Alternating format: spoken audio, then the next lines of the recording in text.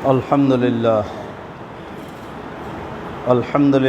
नहमदुहु व नस्तईनुहु व नस्तगफिरुहु व नु'मिनु बिहि व नतवक्कलु अलैहि व नऊज़ु बिल्लाहि मिन शुरूरि अंफुसिना व मिन सय्यिआति अअमालिना मन यहदिहिल्लाहु फला मुदिल्ल लहु व मन युद्लिल्हु फला हादिय लहु व अशहदु अन ला इलाहा इल्लल्लाहु वहदहु ला शरीका लहु व अशहदु अन्ना मुहम्मदन अब्दुहु व रसूलुहु अम्मा बअद फ़इन्न खैरल हदीस किताबुल्लाह व खैरल हदी हदी मुहम्मदिन सल्लल्लाहु अलैहि वसल्लम व शर्रल उमूरि मुहदसातुहा व कुल्लु मुहदसतिन बिदअह व कुल्लु बिदअतिन ज़लालह व कुल्लु ज़लालतिन फिन्नार। अऊज़ु बिल्लाहि मिनश शैतानिर रजीम। बिस्मिल्लाहिर रहमानिर रहीम। व इज़ इब्तला इब्राहीम रब्बुहु बिकलिमातिन फ़अतम्महुन्ना क़ाला इन्नी जाइलुका लिन्नासि इमामा। समस्त प्रशंसा महान आल्लाह रब्बुल आलामीনের জন্য, যিনি আমাদেরকে দয়া করে এই পৃথিবীর দ্রুত পরিবর্তনশীল মুহূর্তে আল্লাহর স্মরণে আল্লাহর ঘরে উপস্থিত হওয়ার তৌফিক এনায়েত করেছেন। এজন্য কলেমাতুশ শুকরিয়া আদায় করছি আলহামদুলিল্লাহ। লাখো কোটি দুরুদ ও সালাম নবী মুহাম্মদ রাসূলুল্লাহ সাল্লাল্লাহু আলাইহি ওয়াসাল্লামের উপরে, যার আদর্শ যার সুন্নাহ পৃথিবীর সমস্ত মানুষের জন্য অনুকরণীয় অনুসরণীয়।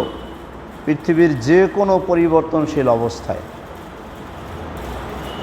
আমরা সেই নবী মুহাম্মদ রাসূলুল্লাহ সাল্লাল্লাহু আলাইহি ওয়াসাল্লামের আদর্শের শিক্ষার ভিত্তিতে তার কাছে নাজিলকৃত কিতাব কোরআনুল কারীমের ভিত্তিতে এবং নবী মুহাম্মদ ঐক্যবদ্ধ হতে পারে বা ঐক্যবদ্ধ হওয়া সম্ভব, এ ব্যাপারেই আজকের আমরা সংক্ষিপ্ত পরিসরে আলোচনা রাখব ইনশাআল্লাহ।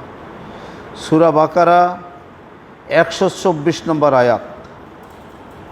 ইব্রাহিম আলাইহিস সালাতু ওয়াস সালাম তার সুন্নাত স্মরণ করানোর জন্য আল্লাহ তাআলা এই কোরবানির ব্যবস্থা করেছেন। ইব্রাহিম আলাইহিস সালাতু ওয়াস সালাম তাওহীদের দাওয়াত দিতে গিয়ে যত বাধার সম্মুখীন হয়েছেন এবং যত ধরনের পরীক্ষার সম্মুখীন হয়েছেন, যাবতীয় পরীক্ষায় তিনি 100% উত্তীর্ণ হয়েছেন। ইব্রাহিম আলাইহিস সালাতু ওয়াস সালাম তিনি পরীক্ষায় তাওহীদের উপরে অবিচল থেকে এবং তাওহীদের দাওয়াতের উপরে অবিচল থেকে যে 100% পরিপূর্ণরূপে তিনি উত্তীর্ণ হয়েছেন, সেটা স্মরণ করিয়ে দিয়ে আল্লাহ তাআলা বলতেছেন, ওয়াইজ, হে দুনিয়ার মানুষ তোমরা স্মরণ করো, ইবতালা ইব্রাহিমা রব্বুহু, যখন মহান আল্লাহ রব্বুল আলামিন ইব্রাহিম আলাইহিস সালাতু ওয়াস সালামকে পরীক্ষা করেছিলেন বেকলেমাতিন, অনেকগুলো বিষয়, ফাআতাম্মাহুন্না, তিনি পরীক্ষায় পাশ করেছিলেন, উত্তীর্ণ হয়েছিলেন পুরাপুরি রূপে। ক্বালা ইন্নী জাইলুকা লিন্নাসি ইমামা, তারপরে আল্লাহ তাআলা ঘোষণা করলেন যে তোমাকে পৃথিবীর মানুষের জন্য ইমাম হিসাবে, নেতা হিসাবে, জাতির পিতা হিসাবে আমি মনোনয়ন দিলাম, নির্ধারণ করলাম। সুতরাং পৃথিবীর মানুষ তাওহীদি চেতনায় এই কোরবানিতে ঐক্যবদ্ধ হোক। সকল ধর্মের, সকল পেশার, সকল বর্ণের মানুষ তাওহীদি চেতনায় ইব্রাহিম আলাইহিস সালাতু ওয়াস সালামকে জাতির পিতা হিসাবে গ্রহণ করে ঐক্যবদ্ধ হোক, সেটাই আমাদের কাম্য, সেটাই আমাদের আহ্বান, সেটাই আজকের খুতবার আলোচনার বিষয়। সম্মানিত উপস্থিতি, পৃথিবীর মানুষ সৃষ্টি করেছেন একজনই, তিনি হলেন আল্লাহ। ইব্রাহিম আলাইহিস সালাতু ওয়াস সালামের দাওয়াত ছিল যে আমাদের দাসত্ব হবে সেই এক আল্লাহর, আমরা ইবাদত বন্দেগী করব সেই এক আল্লাহর। এরপরে যত সৃষ্টি আল্লাহর রয়েছে অন্য অন্য কোনো সৃষ্টির দাসত্ব আমরা আশরাফুল মাখলুকাত মানুষ এবং সৃষ্টির সেরা মানুষ, কোনো সৃষ্টির দাসত্ব আমরা করব না, আগুনের পূজা আমরা করব না। আজকের ভারতে আগুনের পূজার মাধ্যমে, বিভিন্ন মূর্তি পূজার মাধ্যমে রোগ মুক্তির জন্য তারা কান্নাকাটি করছে, পূজা অর্চনা করছে। ইব্রাহিম আলাইহিসসালাতু ওয়াসসালামের দাওয়াত ছিল, যেই আল্লাহ সব কিছুর স্রষ্টা, রোগের সৃষ্টি যেই আল্লাহ করেছেন, আমরা ওই আল্লাহর কাছে ধর্ণা দেব, ওই আল্লাহর কাছে আমরা তার দাসত্বের মাধ্যমে নিবেদন করব, যাবতীয় চাওয়া পাওয়া ওই আল্লাহর কাছেই আমরা চাব। এই জন্য মুসলমানদের জন্য 2 রাকাত নামাজও শুদ্ধ হবে না, 1 রাকাত বেতের নামাজও শুদ্ধ হবে না যদি মুসলমানরা সূরা ফাতিহা এই সালাতে, নামাজের রাকাতে আদায় না করে। সূরা ফাতিহার ভিতরে স্পষ্টভাবে আল্লাহ তাআলা এ ঘোষণা প্রত্যেকটা ঈমানদার বান্দার মুখ থেকে নেন যে ইয়্যাকা না'বুদু ও ইয়্যাকা নাস্তাঈন, হে আল্লাহ, খাস করে আমরা তোমারই দাসত্ব করছি, তোমারই ইবাদত করছি, তোমার কাছেই আমরা সাহায্য চাচ্ছি। এখান থেকে সুফিবাদের এবং শিয়াইজমের চরম পর্যায়ে যারা বিভ্রান্ত, মাজারের কাছে চায়, কবরের কাছে চায়, খাজা বাবার কাছে চায়, তাদের জন্য এই আয়াত থেকে শিক্ষা নেওয়া দরকার। তারা এই আয়াতকে অস্বীকার করছে, তারা এই আয়াতের অবমাননা করছে, তারা এই আয়াতের বিপরীত কাজ করছে। শিয়াইজম এবং সুফিইজম, এদের মধ্যে যারা মাজার পূজায় বিশ্বাসী, কবর পূজায় বিশ্বাসী, আমি সেই বন্ধুদেরকে বলবো, আপনারা ইব্রাহিম আলাইহিসসালাতু ওয়াসসালামের তাওহীদের চেতনায় এবারের কোরবানি হিসাবে আপনারা গ্রহণ করে তাওহীদি চেতনায় ফিরে আসুন। অরিজিনাল কোরবানির শিক্ষা তাওহীদের উপরে আপনারা ফিরে আসুন। মাজার তৈরি করা বন্ধ করুন, মাজারের পূজা করা বন্ধ করুন, মাজারের কাছে কিছু চাওয়া বন্ধ করুন। শিয়াইজম, সুফিইজম এবং সালাফি, এর মধ্যে যদি ঐক্য এবং সমন্বয় সাধন সম্ভব না হয়, তাহলে আমরা এখন যে শেষ জমানায় আছি, বিচ্ছিন্ন অবস্থায় শেষ জমানায় ঈমান রক্ষা করা আমাদের জন্য সম্ভব হবে না, কঠিন হবে।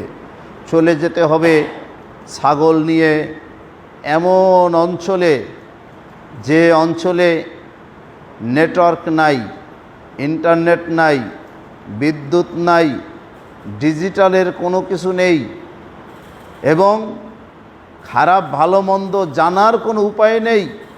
সেখানে গিয়ে ওই ছাগলের দুধ খাইয়া আর তাওহীদের উপরে অবিচল থেকে মৃত্যুবরণ করা ছাড়া এই সমাজে বসবাস করে ঐক্যবদ্ধভাবে, সংঘবদ্ধভাবে তাওহীদের ভিত্তিতে সমস্ত মুসলিম উম্মাহ যদি তাদের সর্বাত্মক প্রচেষ্টা না চালায়, তাহলে ঈমান নিয়ে বাঁচার কোনো উপায় নেই। যখন 2-4টা উদাহরণ দেব, বুঝতে পারবেন যে আমরা কেউই ঈমানের উপরে অবিচল থাকতে পারছি না। একটা মানুষ আমরা সমাজে বসবাস করে তাওহীদের উপরে 100% অবিচল থাকতে পারছি না। প্রতিটি আহলে হাদিস সালাফি শিরকের ভিতরে নিহিত। যে অস্বীকার করবে, হয় সে মূর্খ, গর্দভ, নতুবা অহংকারী। এখন সে বিশ্ব ব্যবস্থা তাই করে ফেলছে, কারণ এটা হচ্ছে আখিরি জামানা। আগুনের আংটা হাতে নিয়ে থাকতে যত কষ্ট, তার চাইতে তাওহীদের উপরে ঈমান রক্ষা করা অধিক কষ্ট। সেই মুহূর্ত হচ্ছে এখন। দাজ্জাল, রূপক দাজ্জালের জমানায় আমরা আছি, রূপক ইয়াজুজ মাজুজের জমানায় আমরা আছি। ক্ষেত্র তৈরি হচ্ছে আসল দাজ্জাল, হাকিকি দাজ্জাল আবির্ভাব ঘটার জন্য। আসল ইয়াজুজ মাজুজ আবির্ভাব ঘটার ক্ষেত্র তৈরি হচ্ছে। আজকের সারা পৃথিবী আসল দাজ্জাল যে আবির্ভাব হবে তার সব আলামত একটার পর একটা বাস্তবায়ন হয়ে যাচ্ছে। ইমাম মাহদী আলাইহিসসালাতু ওয়াসসালামের আগমন আল্লাহ তাআলাই ভালো জানেন কখন বিকাশ ঘটবে। সমস্ত পৃথিবী আজকের ইসরায়েল কেন্দ্রিক হয়ে যাচ্ছে। এটা অনেকের মাথা মোটা যার আছে তার বুঝতে খুব কষ্ট, সেইটা বুঝবে না। আমেরিকার প্রেসিডেন্ট পরিচালনা করে, আমেরিকার প্রেসিডেন্টকে নিয়ন্ত্রণ করে কে? সেখানের কংগ্রেস। আমরা ডাইরেক্ট বলতে পারি আমেরিকার কংগ্রেস, কিন্তু আমেরিকার কংগ্রেসকে নিয়ন্ত্রণ করে 100% ইসরায়েল। সৌদি আরবকে পুরাপুরিভাবে নিয়ন্ত্রণ করে। রসুলের ভবিষ্যৎবাণী বেশি দূরে নয় যে মিশরের উপরে ইসরায়েল হামলা করবে, সিরিয়ার উপরে ইসরায়েল হামলা করবে, তুরস্কের উপরে ইসরায়েল হামলা করবে, ইরানের উপরে ইসরায়েল হামলা করবে, পাকিস্তানের উপরে ইসরায়েল হামলা করবে এবং মক্কা মদিনায় ইসরায়েলি সৈন্য ঢোকার জন্য চতুর্দিক দিয়ে অবরোধ করে ফেলবে। আর সহজেই বোঝা যাচ্ছে ইসরায়েলের সবচেয়ে আপন বন্ধু হচ্ছে সৌদি রাষ্ট্রপ্রধানরা। সৌদি রাজ পরিবার হচ্ছে ইসরায়েলের সবচেয়ে আপন বন্ধু।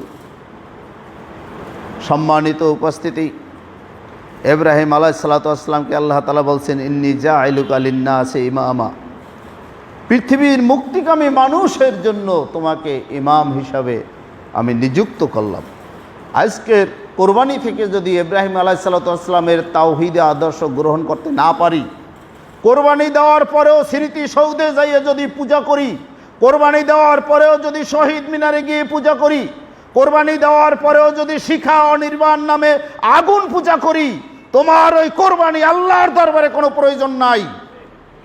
এই মূর্খতা পরিহার করে, মূর্তি পূজা পরিহার করে মুসলমান হতে হবে, তাহলেই কোরবানির সার্থকতা রয়েছে। এ কথাটা বলতে আজকের মুসলমান ভয় পায়। কোন নবী মূর্তি তৈরি করে তার সামনে মুদ্রার মতো দাঁড়াই রয়েছে? ইব্রাহিম আলাইহিস সালাম মূর্তি ভাঙছেন। কোন নবী ভাস্কর্য তৈরি করে, স্মৃতিসৌধ তৈরি করে তার পূজা দিয়েছেন, ফুল দিয়েছেন? এগুলি হচ্ছে নমরুদি সংস্কৃতি, এগুলি হচ্ছে ফেরাউনি সংস্কৃতি, এগুলি হচ্ছে ওই কাবাঘরে 360টা মূর্তি যে উঠাইছিল ওই কাবার মুশরিকদের সংস্কৃতি। এই কাবার মুশরিকদের সংস্কৃতি বর্জন করে কোরবানি থেকে শিক্ষা নিতে হবে। ইব্রাহিম আলাইহিসসালাতু ওয়াসসালামের তাওহীদি চেতনায় ঐক্যবদ্ধ হতে হবে। সম্মানিত উপস্থিতি, ইব্রাহিম আলাইহিসসালাতু ওয়াসসালামের পরীক্ষা তার পরিবার থেকে শুরু হয়েছে, কিন্তু তাওহীদ থেকে বিচলিত হননি। আজকের সালাফি আর সুফিবাদের সারা পৃথিবীব্যাপী যে যুদ্ধ, এই যুদ্ধের অবসান ঘটাতে হবে। শিয়ার সুন্নির যে যুদ্ধের অবসান ঘটাতে হবে, নতুবা কোনো মুসলমান ঈমান রক্ষা করতে নিরাপদে পারবে না। পরিস্থিতি খুবই জটিল, পরিস্থিতি খুবই কঠিন। এক জায়গায় বললে দেবে কাবাঘরে হজ এবার বন্ধ, সাথে সাথে কাবাঘরে হজ বন্ধ হয়ে যাবে। কারণ জিজ্ঞাসা করার মতো যোগ্যতা নাই, কারণ বিশ্লেষণ করার মতো যোগ্যতা নাই, যুক্তি খণ্ডন করার মতো যোগ্যতা নাই, পাল্টা চ্যালেঞ্জ করার মতো যোগ্যতা নাই। তাহলে সারা পৃথিবী তো এখন পরিচালিত হচ্ছে রূপক দাজ্জালের মাধ্যমে। রূপক দাজ্জাল সারা পৃথিবী নিয়ন্ত্রণ করছে, আসল দাজ্জাল আইসা সিংহাসনে বসার পরিবেশ করে দিচ্ছে। এই বিষয়টা বুঝতে আমাদের মাথায় ধরে না। এমন এক জমানায় আমরা বসবাস করছি, যেই জমানার ব্যাপারে নবী ভবিষ্যদ্বাণী করেছেন, বারবার করেছেন। তারপরেও আমাদের কোনো চেতনা নাই, আমরা মরার মতো পড়ে রয়েছি। আমরা বুঝতেও পারছি না যে আমরা কি করছি। কোরবানি আসছে, কোরবানির মশলা এই টুকটাক এই কোরবানি বাগে হবে কি হবে না, এইটা ওইটা আগডুম বাগডুম এই করে বাস। আনুষ্ঠানিকতা আমাদের মূর্তি পূজকদের মতো হয়ে গেছে, আনুষ্ঠানিকতা আমাদের খ্রিস্টানদের মতো হয়ে গেছে, আনুষ্ঠানিকতা ধর্ম আনুষ্ঠানিকতা আমাদের ওই বৌদ্ধদের মতো হয়ে গেছে, ধর্ম আনুষ্ঠানিকতা আমাদের ওই বিভিন্ন ধরনের ভ্রান্ত ধর্মের অনুসারীদের মতো হয়ে গেছে। ধর্ম থেকে শিক্ষা আমরা নিচ্ছি না। কোরবানি আমরা করব, সমর্থ যার নাই তার কোরবানি সুন্নাত না করলেও কোনো সমস্যা নাই, যার সমর্থ আছে সে করবে, সওয়াব পাবে। কিন্তু কোরবানিতে খালি সওয়াবের জন্যই কি প্রতি বছর আল্লাহ কোরবানি করাচ্ছেন? না, কোরবানির মাধ্যমে যাতে মানুষ ইব্রাহিম আলাইহিসসালামের তাওহীদি চেতনাটা স্মরণ করতে পারে, ধারণ করতে পারে, তাওহীদি চেতনার উপরে মৃত্যুবরণ করে জান্নাত অবধারিত করে দুনিয়া থেকে নিতে পারে। এই জন্যই কিন্তু কোরবানির ব্যবস্থা আল্লাহ তাআলা আমাদের জন্য করেছিলেন, কিন্তু সেটা আমাদের থেকে দূরে সরে গিয়েছে। ইব্রাহিম আলাইহিসসালামের বিষয়টি আল্লাহ তাআলা আমাদেরকে স্মরণ করিয়ে দিয়ে বলেন, ওয়াজকুর, তোমরা স্মরণ করো, ফিল কিতাবে ইব্রাহিমা, আমি যে কিতাবগুলি নাজিল করেছি এই কিতাবের ভিতরে ইব্রাহিম আলাইহিসসালামের যে আদর্শ, যে বাস্তব ঘটনা, তার জীবন প্রবাহ, এটাকে স্মরণ করো। ইন্নাহু কানা সিদ্দিকান নাবিয়্যা, তিনি ছিলেন সত্যনিষ্ঠ একজন নবী। ইজ ক্বালা, তিনি যখন বললেন, লে আবিহি, তার পিতাকে, ইয়া আবাতে, হে আমার পিতা, লেমা তা'বুদু, তুমি কেন দাসত্ব করো, কেন পূজা করো, মা লা ইয়াসমাউ, যা কিছু শুনতে পায় না, ওয়ালা ইউবসিরু, যা কিছু দেখতেও পায় না, ওয়ালা ইউগনি আনকা শাইয়া, এবং যা তোমাকে কোনো উপকারও করতে পারবে না। স্মৃতিসৌধে কি দেখতে পায়, স্মৃতিসৌধে কি শোনে, শহীদ মিনারে কি দেখতে পায়, শহীদ মিনার কি শোনে, আর সেটার পূজা আমাদের রাষ্ট্রনায়করা করছে। ইয়া আবাতি, হে আমার পিতা, ইন্নী কদ জাআনি মিনাল ইলম, আমার কাছেই প্রকৃত জ্ঞান এসেছে, মা লাম ইয়াতিকা, তোমার কাছে সে জ্ঞান নেই। ফাত্তাবি'নি, অতএব তুমি আমার অনুসরণ করো। আহাদিকা সিরাতান সাবিয়্যা, আমি তোমাকে সঠিক পথে পরিচালিত করব। ইয়া আবাতি, হে আমার পিতা, লা তা'বুদিশ শয়তান, তুমি শয়তানের দাসত্ব করো না, শয়তানের পূজা করো না। আল্লাহর দাসত্বের বিপরীত মাজার পূজা শয়তানের দাসত্ব, কুমির পূজা শয়তানের দাসত্ব, কাসিম পূজা শয়তানের দাসত্ব, শিখা অনিবিরান পূজা শয়তানের দাসত্ব, স্মৃতিসৌধ পূজা শয়তানের দাসত্ব, শহীদ মিনার পূজা শয়তানের দাসত্ব, ভাস্কর্য পূজা শয়তানের দাসত্ব, এভাবে বটগাছ পূজা শয়তানের দাসত্ব, সমস্ত সৃষ্টির পূজা শয়তানের দাসত্ব, সেগুলি আজকের আমাদের নেতারা করে। অথচ এদেরকে দাওয়াত দেওয়ার মতো সাহস কারো নাই, মুখে কুলুপ এঁটেছে, লাভ হবে না, কোনো লাভ হবে না। আল্লাহ যে কয়দিন যারে হায়াত দিয়েছে, এরপরে তোমাকে মরতেই হবে। তুমি যত বড় বুজুর্গ আলেম হও, তুমি 5 বছর বেশি দুনিয়ায় বাঁচতে পারবে না। এই তাগুতের দালালি কইরা 2 বছর বেশি বাঁচতে পারবে না। ইন্না শাইতানা কানা লির রহমানে আসিয়া, শয়তান তো দয়াময়ের অবাধ্য। শয়তান কখনোই চায় না যে এক আল্লাহর দাসত্ব আল্লাহর জমিনে প্রতিষ্ঠিত হোক। ইব্রাহিম আলাইহিসসালাম বলেন, ইন্নী আখাফু আইয়া মাসসাকা আযাবুম মিনার রহমানে, আমি আশঙ্কা করছি হে আমার পিতা, তোমাকে আমার দয়াময়ের আযাব স্পর্শ করবে। ফাতাকুনা লিশ শয়তানি ওলিয়া, আর তুমি শয়তানের বন্ধু হিসাবে মরে যাবে, দুনিয়া থেকে আল্লাহর বান্দা হিসাবে মরতে পারবে না। ইব্রাহিম আলাইহিসসালামের পিতা, ও মরছে মূর্তি পূজার সংস্কৃতির উপরে, ও মরছে শয়তানের বন্ধুর উপরে।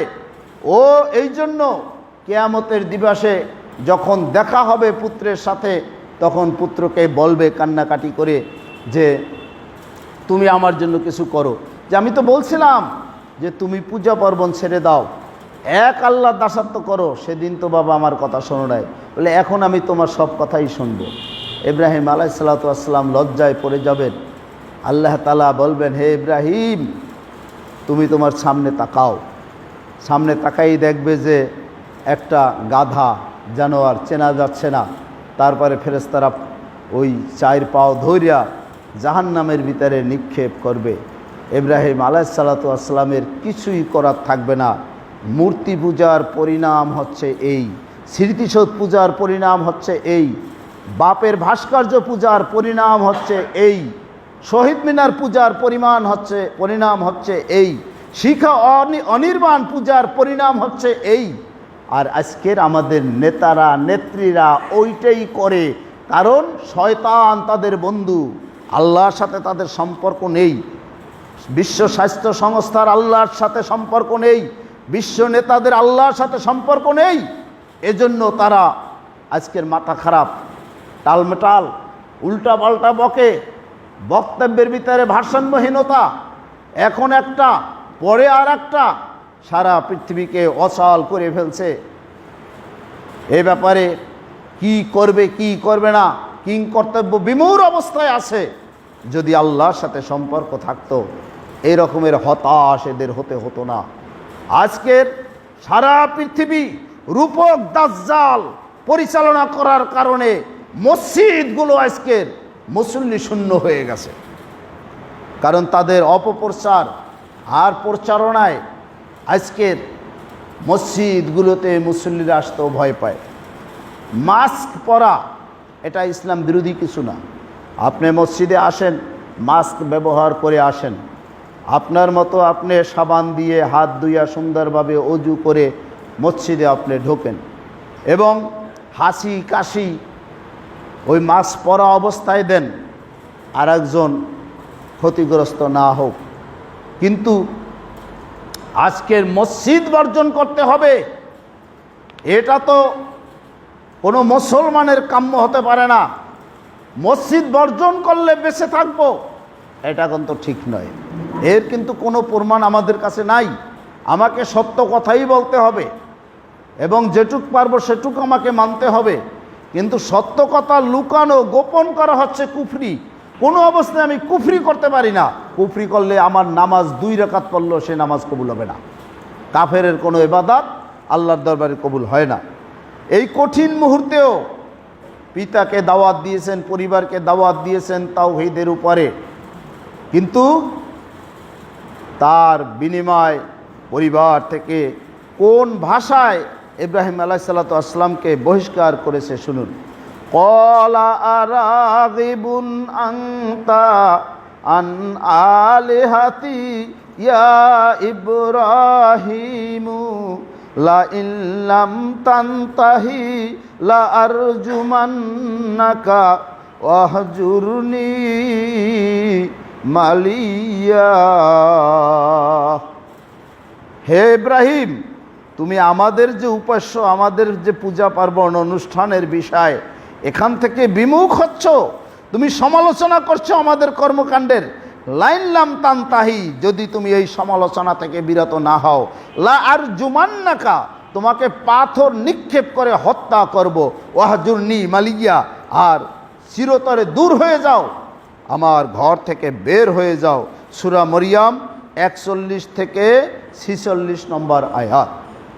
সম্মানিত উপস্থিতি, আমাদের কোরবানি কিন্তু স্মরণ করাই দেয় জাতির পিতা ইব্রাহিম আলাইহিসসালাতু ওয়াসসালামের এই ধর্ম আদর্শ, এই চেতনার কথা।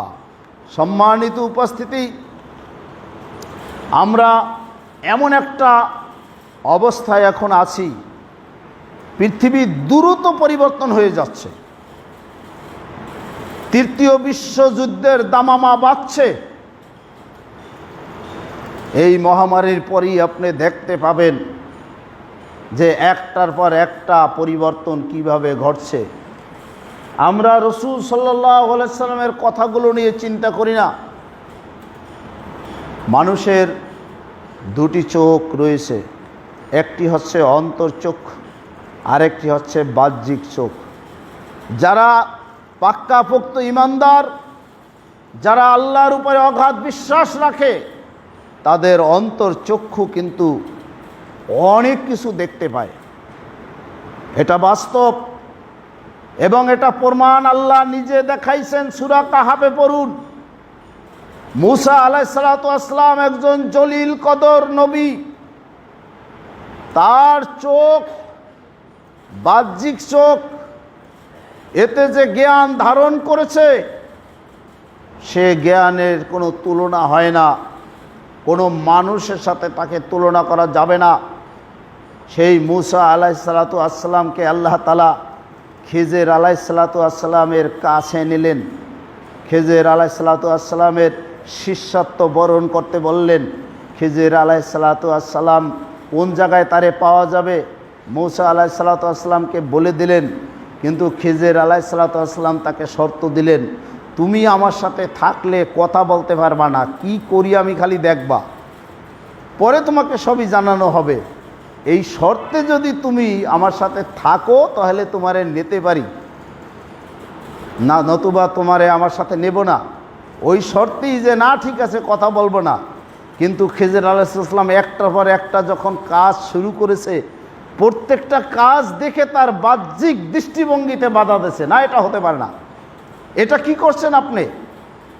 কিন্তু কোরআন সাক্ষী, পরে মূসা আলাইহিস সালাতু ওয়াস সালাম তিনি বুঝতে পারছেন যে খিজির আলাইহিস সালাতু ওয়াস সালামের অন্তর চক্ষুর মাধ্যমে যে এলেম আল্লাহ দিয়েছেন, সে এলেম প্রয়োজন আছে অনেক বড়। এখন মুসলমানদের অন্তর্চক্ষু দরকার নেই, অন্তর্চক্ষু দরকার নাই। আবার এই ক্ষেত্রে সালাফি ভাইরা বেজার হতে পারে, সুফিরা খুব খুশি হতে পারে, কিন্তু আপনারা সুফিরা খুশি হওয়ার এখানে কিছু নেই। আমরা চাই শিয়াইজুমে যে সমস্ত কর্মকাণ্ড রয়েছে যা কোরআন সুন্নাহ বহির্ভূত, সেটা বর্জন করে তারা তাওহীদি চেতনায় ঐক্যবদ্ধ হোক ইব্রাহিম আলাইহিস সালামের আদর্শে। আমরা চাই সুন্নিদের মধ্যে সুফিজম আর সালাফি এর মধ্যে সমন্বয় করতে হবে। সুফিজমের মধ্যে যত কর্মকাণ্ড রয়েছে যা কোরআন সমর্থন করে না, হাদিস সমর্থন করে না, বিপরীত শিরক, সেগুলি বর্জন করতে হবে। আর সালাফি ভাইদেরও মনে রাখতে হবে যে আমাদের অন্তর্চক্ষু দিয়েও রসুলের হাদিসগুলি বিশ্লেষণ করতে হবে। আমি গভীর এক আলোচনায় কয়েক মিনিটে যাওয়ার আগে একটি বুখারীর হাদিস আপনাদের শোনাচ্ছি। সহিহুল বুখারী, আউফ বিন মালিক রাদিয়াল্লাহু তাআলা আনহু বর্ণনা করেছেন, আমি তাবুকের যুদ্ধের সময় নবী করিম সাল্লাল্লাহু আলাইহি সাল্লামের কাছে গেলাম। তিনি একটি চামড়ার তাঁবুতে বসেছিলেন। তিনি বললেন, 6টি বিষয় গণনা করো যা হবে শেষ জমানার আলামত, আমার মৃত্যু। 1 নম্বর জেরুজালেম বিজয়, 2 নম্বর এক মহামারী যা তোমাদেরকে আক্রান্ত করবে এবং বিপুল সংখ্যায় নিধন করবে। সেই মহামারী যে কোনটা হবে আল্লাহ তাআলাই ভালো জানেন। 2টি মহামারী আপনাদের সামনে আমি ইঙ্গিত করব। যেমন বেড়ার পালকে পেলেক নিধন করে, সম্পদ এতটা বৃদ্ধি পাবে যে কাউকে 100 দিনার দিলেও সে সন্তুষ্ট হবে না। 100 দিনার মানে 100 স্বর্ণ মুদ্রা, বোঝেন কিছু? এ নিয়েও হে সন্তুষ্ট হবে না, যে এর দইবে কি, তাহলে কত সম্পদ হবে। আচ্ছা, এরপরে তারপর আসবে এক দুর্ভোগ যেটা থেকে কোনো আরব গৃহ রেহাই পাবে না।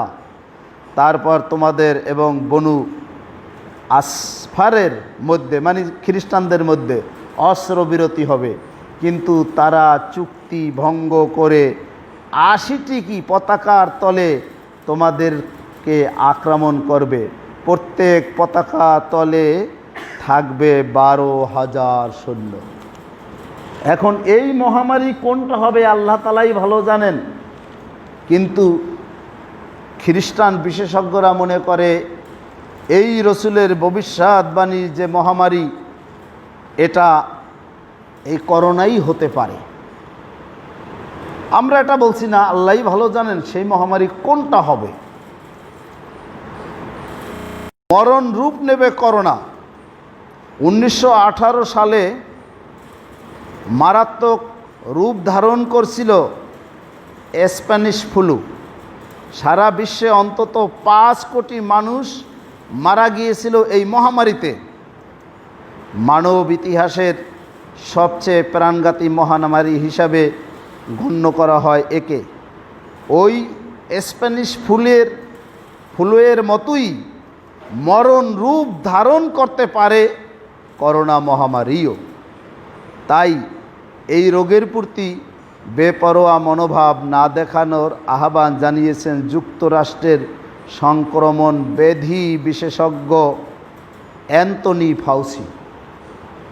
এখন খ্রিস্টান জগৎ এবং ইহুদি জগৎ এবং অমুসলিম জগৎ, তাদের বিজ্ঞানীরা ধারণা করতেছে যে ভবিষ্যৎবাণী যে 1/3 লোক পৃথিবীর মারা যাবে। কত কোটি এখন চিন্তা করে দেখেন। এখন এই মহামারী করোনাও হতে পারে। করোনা শীঘ্রই চলে যাচ্ছে এটা কিন্তু বলছে না, ভ্যাকসিন আবিষ্কার হচ্ছে এটা বলছে, কিন্তু তার কার্যকারিতা নিয়ে এখনও নিশ্চিত কোনো বিধান কারো কাছে নাই। অতএব বিশ্ব স্বাস্থ্য সংস্থা যদি পরামর্শ দেয় কাজকাম বন্ধ করিয়া ঘরে বসে থাকো, এই পরামর্শ অজ্ঞতার পরামর্শ, জাহেলিয়াতের পরামর্শ। এই পরামর্শের কোনো গুরুত্ব নেই। ইজা কুদিয়াতিস সালাতু ফান্তাশিরু ফিল আরজ ওয়াবতাগু মিন ফাদলিল্লাহ। আল্লাহর ঘোষণা হচ্ছে নামাজ শেষ, জমিনে ছড়িয়ে পড়ো, হালাল রুজি অন্বেষণ করো। আমাদের স্বাস্থ্যবিধি মেনে এরপরে আমাদের কর্মকাণ্ডে লিপ্ত হতে হবে। স্কুল কলেজ ইউনিভার্সিটি খুলে দেওয়ার জন্য আমি মাননীয় সরকার বাহাদুরকে অনুরোধ করব। স্কুল কলেজ ইউনিভার্সিটি বন্ধ করে, সমস্ত কর্মকাণ্ড বন্ধ করে ঘরের ভিতরে বসে থেকে মৃত্যু থেকে বাঁচার কোনো নিশ্চয়তা কারো কাছে নেই। যেই মৃত্যু থেকে বাঁচতে পারবো না, মৃত্যুর চাইতে করোনা বড় কিছু না। মৃত্যুর চাইতে করোনা বড় কিছু না। এই করোনা স্রষ্টার কাছে কিছু না। সম্মানিত উপস্থিতি, আজকের আমরা দাজ্জালের, রূপক দাজ্জালের অধীনে সারা বিশ্বে ঈমানকে আমরা নষ্ট করে ফেলছি। আপনি একটু গভীরভাবে চিন্তা করুন। এই করোনা ভাইরাসকে কেন্দ্র করে সারা পৃথিবীর নাস্তিক্যবাদী রাজা বাদশারা এক মুহূর্তের জন্য আল্লাহর দরবারে ধর্ণা দিতে রাজি না। কেন? পৃথিবী পরিচালনা করছে এখন রূপক দাজ্জাল। আর দাজ্জাল শব্দের অর্থ ধোঁকাবাজ, প্রতারক, চিটার। দাজ্জালের কপালে লেখা থাকবে কাফের, এক চোখ থাকবে অন্ধ। এই দাজ্জালের কপালে যে কাফের লেখা থাকবে, হাকিকি দাজ্জাল আগমনের আগেই আপনি এই রূপক দাজ্জালের কপালে কাফের এটা আপনি দেখেন। এবং রূপক দাজ্জালরা এক চোখে এটা আপনি দেখেন, চোখ দুটো হবে না, একটা হবে। ওরা একটা দিয়েই বোঝে। এই মহামারীর ব্যাপারে আল্লাহর কোনো ক্ষমতা আছে ওরা বিশ্বাস করে না। ওরা এক চোখা দাজ্জাল, এই জন্য বিশ্বাস করে না। এটা স্পষ্টভাবে বুঝতে হবে। এই রূপক দাজ্জাল আসল দাজ্জালের আবির্ভাবের ক্ষেত্র তৈরি করতেছে। ওদের কপালে লেখা কাফের। সমস্ত মানুষের ফেস ভ্যালুর মূল হচ্ছে মুখমণ্ডল। একটা মানুষের কপালটা বাদ দিয়ে মুখমণ্ডল কি হয়?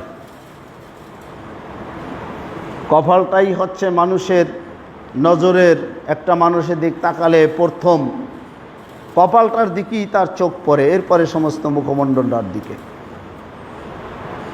সমস্ত পৃথিবীর মূল রাষ্ট্র ব্যবস্থাটা হচ্ছে সমস্ত পৃথিবীর সার্বিক কর্মকাণ্ডের মানুষের কপাল। কপালে কাফের লেখা আছে। প্রথম প্রমাণ বাংলাদেশের সংবিধান থেকে আল্লাহর উপরে আস্থা বিশ্বাস তুলে দিয়ে কপালে কাফের লেখা প্রমাণ করে দিয়েছে বাংলাদেশের মতো রাষ্ট্র। কপালে কাফের লেখা আছে। সারা পৃথিবীর রাষ্ট্রগুলোকে দেখেন, ও আল্লাহ সার্বভৌমত্ব পৃথিবীর কোন রাষ্ট্র ব্যবস্থা স্বীকার করে না। কপালে লেখা কাফের, অন্তর্চক্ষু দিয়ে বুঝতে হবে কাফের কি।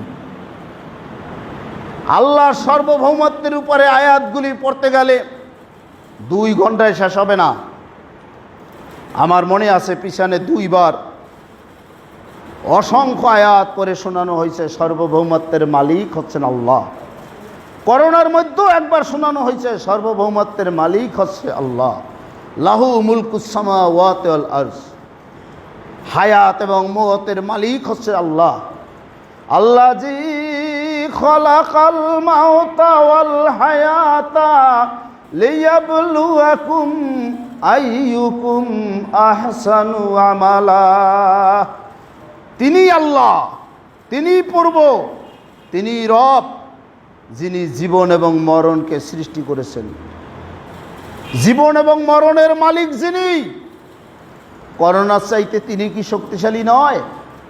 সারা পৃথিবীর এক চোখা দাজ্জাল, রূপক দাজ্জাল গুলো এক চোখ দিয়ে দেখে বিদায়।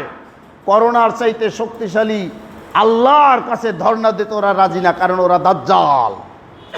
মুসলিম রাষ্ট্রগুলোতেও এখন রাষ্ট্রপ্রধান অধিকাংশ হচ্ছে রূপক দাজ্জাল। এই রূপক দাজ্জালের দালালি যে আলেমরা করে, ওগুলি আলেম নয়, আলেম নামে কলঙ্ক ওগুলো, কোনো সন্দেহ নাই। এজন্য আমাদেরকে এই রূপক দাজ্জাল পরিহার করতে হবে। আল্লাহর কসম করে বলছি, যারা রূপক দাজ্জালকে পরিহার করতে পারবে না, তারা আসল দাজ্জালকেও পরিহার করতে পারবে না। মদিনায় বসবাস করেও আসল দাজ্জাল বাহিনীর সাথে যোগদান করে ইমানদারদের বিরুদ্ধে যুদ্ধ করবে। তৃতীয় বিশ্বযুদ্ধই হবে চূড়ান্ত। ওই যে আল্লাহর নবী বলছেন, কিছু আগে বুখারী হাদিস শুনাইলাম, ব্যাপক দুর্যোগ, মক্কা মদিনারও কোনো ঘর সেই দুর্যোগ থেকে বাঁচতে পারবে না। এই দুর্যোগ অন্তর্চক্ষু দিয়ে দেখুন, এটা তৃতীয় বিশ্বযুদ্ধ। তৃতীয় বিশ্বযুদ্ধে যত মরণ অস্ত্র তৈরি করা হয়েছে সব ব্যবহার হবে। এই পাকিস্তানের মরণাস্ত্র, পরমাণু বোমা, এটাকে নষ্ট করার জন্য ইসরায়েল যে কোনো মুহূর্তে হামলা করতে পারে। ইরানের উপরে ইসরায়েল যে কোনো মুহূর্তে হামলা করতে পারে। ইসরায়েল ঘোষণা দিয়ে আমেরিকার আসনে যে কোনো মুহূর্তে বসে পড়তে পারে। ওই চীনের সাথে ইসরায়েলের সখ্যতাই হবে, যেহেতু চীনও কাফের, ইসরায়েলও কাফের। আমেরিকার সাথে ইসরায়েলের সখ্যতা হবে, যেহেতু ইসরায়েল কাফের, আমেরিকাও কাফের। আর মুসলিম এক চোখা দাজ্জাল রাজা বাদশারাও ওই ইসরায়েলের সাথে তাদের সখ্যতা থাকবে, কারণ এই মুসলিম এক চোখা রাজা বাদশাগুলো নিঃসন্দেহে কাফের, কোনো সন্দেহের অবকাশ নাই, যেহেতু আল্লাহর সার্বভৌমত্বে এরাও বিশ্বাস করছে না। আমরা চাই এবারের কোরবানি মুসলমানদের তাওহীদি চেতনায় ফিরে আসুক। এবারের কোরবানি সুন্নি এবং সালাফিদের এবং শিয়াদের ঐক্যবদ্ধ করার এক ডাক এবার কোরবানিতে আসুক, নতুবা ঈমান রক্ষা করা যাবে না। এবার সুন্নিরা ভালো করে শুনুন, এবার শিয়ারা ভালো করে শুনুন, এবার সালাফিরা ভালো করে শুনুন। আল্লাহ যেটাকে হালাল করেছে, এক চোখা দাজ্জালের গোষ্ঠী সারা পৃথিবীতে সেটাকে হারাম করেছে। উদাহরণে আসুন, প্রথম হচ্ছে ইসলাম পৃথিবীতে মুদ্রার ব্যবস্থা করছে দিরহাম আর দিনার, স্বর্ণ মুদ্রা আর রৌপ্য মুদ্রা। কিন্তু আজকে স্বর্ণ মুদ্রা আর রৌপ্য মুদ্রা দিয়া আপনি আমেরিকার বিমানে টিকিট কাটতে আমেরিকায় জানতো কোন জায়গায় আপনার কাছ থেকে নেয় দেখি? আমেরিকা এটাকে হারাম করেছে, নিষিদ্ধ ঘোষণা করেছে। নিষিদ্ধ ঘোষণা করেছে। আপনারা মনে করেন আমাকে সবার জন্য বুঝি উপকার করছে, ভালো করছে। আপনার বাংলাদেশি মুদ্রার নাম টাকা, ওর 1000 টাকা একটা নোট দিয়া আমেরিকায় যাইয়া এক কাপ চা খান তো দেখি আপনার ওই টাকাটা নেয় নাকি? কিভাবে এক চোখা দাজ্জালরা পৃথিবী শোষণ করেছে দেখুন। তেল নেওয়ার জন্য পেট্রোডলার। কেন সৌদির রাজাবাদশারা বলতে পারলেন না যে আমাকে স্বর্ণ মুদ্রা দাও, রৌপ্য মুদ্রা দাও, নাল তেল দেব না? কেন বলতে পারলেন না? কাগজের মূল্যটা কি? আপনার তেল যখন শেষ হয়ে যাবে, নেওয়া ফুরিয়ে যাইবে, বাস পেট্রোডলার নিষিদ্ধ করে দেবে। আপনার টাকার বস্তা পাহাড় ব্যাংকে জমাইছেন, আমেরিকান ডলার নিষিদ্ধ করে দেবে। আপনার কোন কাজে লাগবে? কিভাবে মুসলমানদের শোষণ করে, মুসলমানদের তেলের খনি, গ্যাসের খনি সব কিভাবে লুণ্ঠন করে দেখুন। ও সালাফিরা, অন্তর্চক্ষু খোলো। মদিনায় বড় ডিগ্রি নিয়ে ইহুদিদের গোলামি করে লাভ নাই। ও সুন্নিরা, ও শিয়ারা, ও সুফি পীর মুরিদিরা, অন্তর্চক্ষু খোলো। হাদিসে আছে দিরহাম, হাদিসে আছে দিনার। তোমার দিরহাম আর দিনার নিষিদ্ধ করছে যারা, এরা দাজ্জাল, রূপক দাজ্জাল, আসল দাজ্জালের এরা গোলাম চালা, এরা শয়তানের চালা। তোমরা এদের বিরুদ্ধে ফতুয়া পাও না। ফতুয়া এক ভাই আর এক ভাইয়ের বিরুদ্ধে। ফতুয়া হচ্ছে মনিরুদ্দিনের বাপে একটা ভাঙ্গা ঘর টিনের করিয়ে দিয়ে গেছে, ওইটারে কেমনে ভাঙ্গালাই দেওয়া যায়, তাহলে আর মনিরুদ্দিন জীবনে জালকারি আইতে পারবে না। বড় একটা ভালো জিনিস পাইছো যে ভাঙ্গা ঘরটা বাংলাও আসে উঠবে কোন জায়গাটায়, ও আর জালকারি আইতে পারবে না।